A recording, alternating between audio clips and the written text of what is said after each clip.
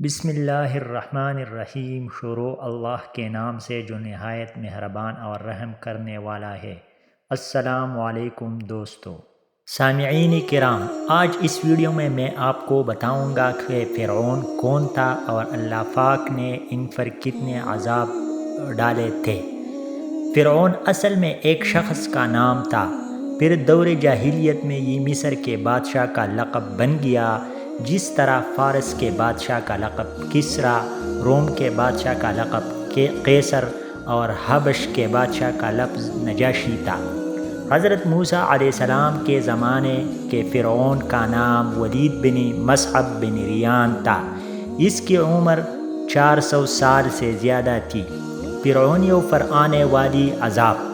جب موسیٰ کا عنصا اژدہا بن کر جادوگروں کے سانپوں کو نگل گیا تو جادوگر سجدے میں گر کر ایمان لائے، مگر فرعون اور اس کے پیروکار اب بھی ایمان قبول نہیں کیا، بلکہ فرعون کا کفر اور سرکشی اور بڑھ گئی، اور اس نے بنی اسرائیل کے مومنین اور حضرت موسیٰ علیہ السلام کی دل آزاری اور اذیت رسانی میں بھرپور کوشش شروع کر دی اور طرح طرح سے ستانا شروع کر دیا۔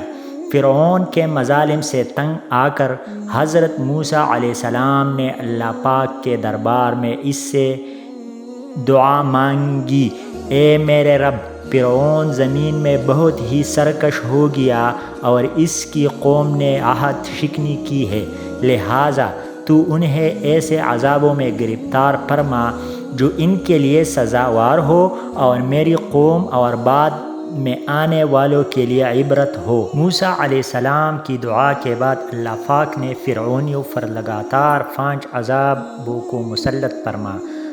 وہ لگاتار عذابوں میں سے ایک عذاب طوفان کا عذاب ہے۔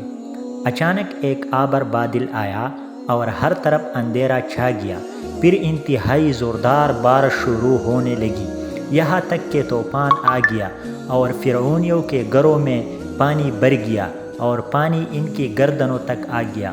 وہ نہ ہل سکتے تھے اور نہ وہ کوئی کام کر سکتے تھے۔ ان کی کھیتیاں اور باغات طوفان کی وجہ سے برباد ہو گئے۔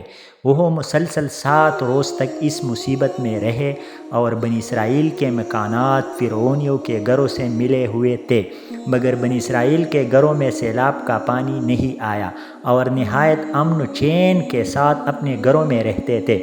جب فرعونیوں کو اس مصیبت کو برداشت کرنے کی طاقت نہ رہی اور وہ عاجز ہو گئے تو ان لوگوں نے حضرت موسیٰ سے عرض کیا، آپ ہمارے لیے دعا کریں کہ یہ مصیبت ٹل جائے تو ہم ایمان لائیں گے اور بنی اسرائیل کو آپ کے پاس بھیج دیں گے۔ اسی دوران حضرت موسیٰ نے دعا مانگی اور طوفان ٹل گیا اور زمین ایسی سرسبز و شاداب ہوئی کہ اس سے پہلے کبھی نہ دیکھی گئی۔